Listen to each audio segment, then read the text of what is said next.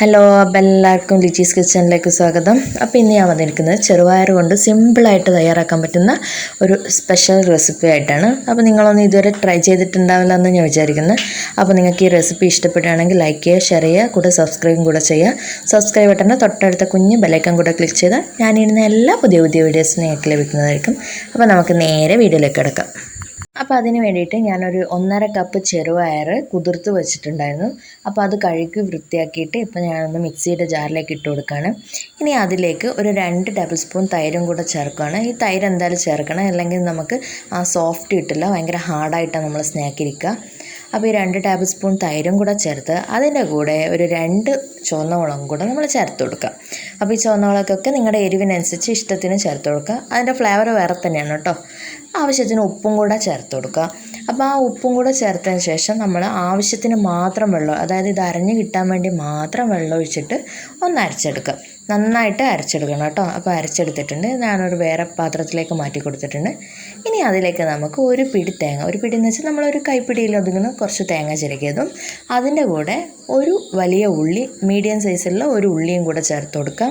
അത് കുറച്ച് ചെറുതായിട്ട് അരിഞ്ഞതാണ് കേട്ടോ. അതിൻ്റെ കൂടെ ആവശ്യത്തിന് എരിവിനനുസരിച്ച് പച്ചമുളക് ചേർക്കാം. അപ്പോൾ ഞാൻ കുട്ടികളൊക്കെ ഉള്ളതുകൊണ്ട് കുറച്ച് പച്ചമുളക് ചേർക്കുന്നുള്ളൂ. പിന്നെ ഒരു 1/2 ടീസ്പൂൺ മഞ്ഞൾപ്പൊടിയും കൂടെ ചേർക്കാം. നമ്മളിതിൽ ചുവന്ന മുളകൊന്നും ചേർക്കുന്നില്ല. കാരണം എന്താ വെച്ചാൽ നമ്മൾ ആവശ്യത്തിന് എരിവ് ഇതിനകത്ത് ഓൾറെഡി ആക്കിയിട്ടുണ്ട്.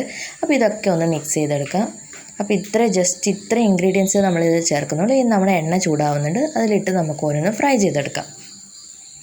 അപ്പോൾ ഞാൻ ഓൾറെഡി ഒരു ബാച്ച് ഫ്രൈ ചെയ്തു പോയി കേട്ടോ. എന്താ വെച്ചാൽ എൻ്റെ ക്യാമറ ഞാൻ ഓൺ ചെയ്തപ്പോൾ റെക്കോർഡായിട്ടില്ല. അപ്പോൾ ഇത് 2ാമത്തെ ബാച്ചാണ്. അതുപോലെ ഞാൻ അപ്പോൾ നമ്മൾ 2ാമത്തെ ബാച്ചും കൂടെ ഞാൻ ഫ്രൈ ചെയ്തെടുക്കുകയാണ്. അപ്പോൾ ഒരു സൈഡ് മുരിഞ്ഞതിന് ശേഷം ഞാൻ അപ്പുറത്തെ സൈഡേക്ക് തിരിച്ചിട്ട് കൊടുത്തിട്ടുണ്ട്. വളരെ സിമ്പിളായിട്ട് നമുക്ക് തയ്യാറാക്കാൻ പറ്റുന്ന ഒരു സ്നാക്കാണ്.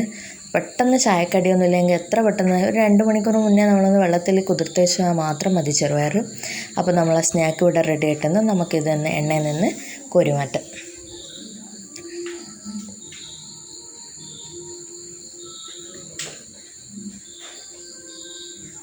ആ തൈര് നിങ്ങൾ എന്തായാലും സ്കിപ്പ് ചെയ്യാതെ ആഡ് ചെയ്യണം കേട്ടോ, അല്ലെങ്കിൽ ഭയങ്കര എന്താ പറയുക ക്രിസ്പി ആയിപ്പോൾ നമുക്ക് കടിച്ചാൽ പൊട്ടാത്ത രീതിയിലാണ്.